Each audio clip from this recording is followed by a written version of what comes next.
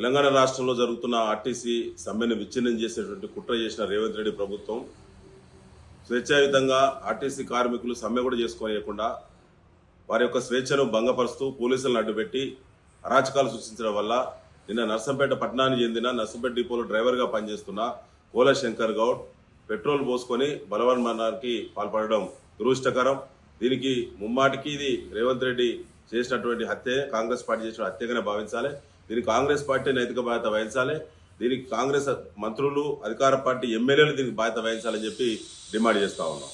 ముఖ్యంగా నిన్న సాయంత్రము 4 గంటలకు జరిగినటువంటి సంఘటన, నిన్న ఎంజిఎంలో ట్రీట్మెంట్ జరుగుతున్నటువంటి సందర్భంగా 81% పైబడి గాయాలని చెప్పి అధికారులు, ఎంజిఎం సూపరింటెండెంట్ గారు చెప్పినప్పటికీ కూడా అక్కడి నుంచి మేము ఐఆర్ హాస్పిటల్కి పంపిస్తున్నామని చెప్పి ఎస్కార్ట్ పెట్టి మరి నిన్న అక్కడికి హైదరాబాద్ తీసుకెళ్లారు. నిన్న సాయంత్రం 7 గంటలకు బయలుదేరినటువంటి పేషెంట్ నిన్న హైదరాబాద్కు వెళ్ళడమో, ట్రీట్మెంట్ జరగడమో, ఆయన చనిపోవడమో, ఇలా పొద్దున 7 గంటలు కాకముందే మళ్ళీ డెడ్ బాడీని తీసుకొని పోస్ట్ మార్టం చేయించి డెడ్ బాడీని తీసుకొని మళ్ళీ హైదరాబాద్ నుంచి నర్సంపేటకు తీసుకురావడం అనేటువంటి చూస్తే ప్రభుత్వము ఎంత దురుద్దేశంగా, ఎంత కల్మషంతో, ఎంత అణచివేత దృక్పథాన్ని అవలంబిస్తుందో ఆర్టీసీ కార్మికుల మీద అది స్పష్టంగా అర్థమవుతా ఉన్నది. జిల్లా జేఏసీ, ఆర్టీసీ జేఏసీ నాయకులు కనీస నివాళులు కూడా అర్పించకుండా, వారికి అవకాశం ఇవ్వకుండా ఎక్కడెక్కడ కట్టడి చేసి దొంగదారుల గుండా డెడ్ బాడీ తీసుకొచ్చి నర్సంపేటలో రీచ్ అయ్యే విధంగా 5 ఎస్కార్ట్ వెహికల్స్ పెట్టి ఎస్పీ స్థాయి అధికారిని ఎస్కార్ట్కు ఇన్ఛార్జ్ పెట్టి తీసుకొచ్చే పరిస్థితి వచ్చింది.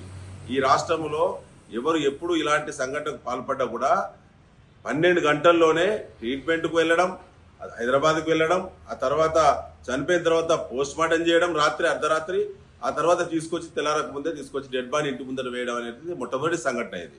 దీనికి పూర్తిగా రేవంత్ రెడ్డి ప్రభుత్వం బాధ్యత వహించాలి.